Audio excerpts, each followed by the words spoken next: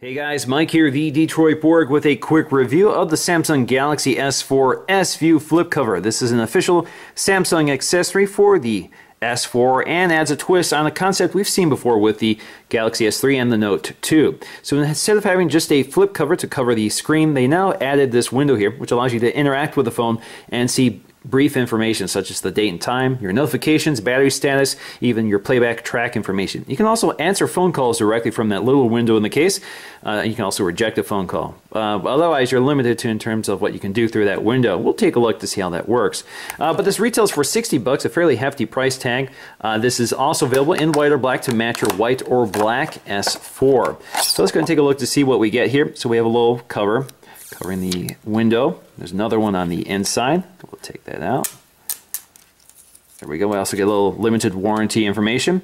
And on the back, we also have another piece of plastic covering the back. So let's lift this up. All right, so let's go ahead and take a detailed look. Now, before we install it on the phone, let's just take a quick look here so you can see that this is basically the battery door. So this is the entire back cover of the GS4 with a cover pretty much sealed into it. It's kind of permanently sealed in there, so you can see it's not going to come off or anything like that. Now, if you look at the fabric on the front of the cover, you can see it actually has a weave pattern, and it's pretty much weather sealed, has a nice shine to it. The weave pattern is actually similar to the pattern on the back panel, kind of that, if you look really, really close, you see that the GS4 back panel has that weave, sort of a weave underneath the glossy plastic, as does the front of the GS4, so you can see they kind of pick that up here with this design. Now on the inside we have this felt line or microfiber material which helps to keep the glass clean. Obviously we have our window here which is either glass or plastic. I believe it's plastic.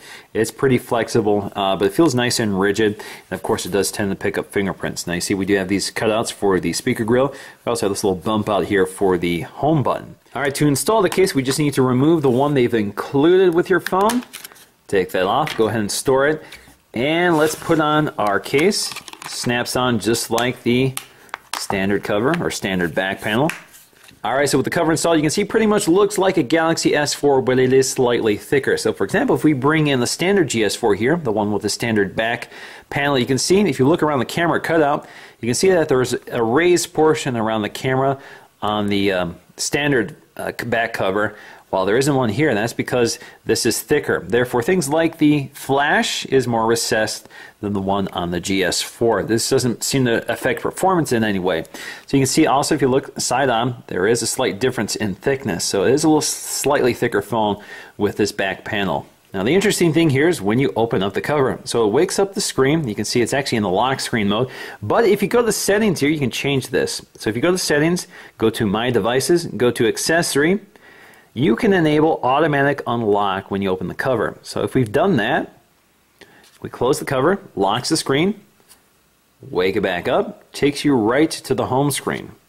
There you go. So as you can see here, we also get that preview window. So we get our clock, date time, we get our notifications up here. You can also see our battery status, cellular service, Wi-Fi service, etc.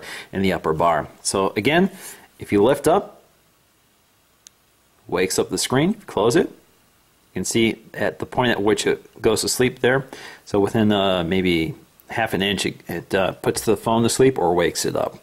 Now you can also view this window just by tapping the sleep wake button, or you can shut it off again. So that's one way of quickly accessing this information. So that's one of the benefits of having this OLED screen. OLED only needs to power the pixels it's showing, so it's not backlighting the entire screen. Now if you're on an LCD screen, the entire screen would be backlit behind this panel, but with OLED, the only thing that's lighting here is the pixels you're using. So in theory, this actually saves or conserves some battery power when you're going to check your notices.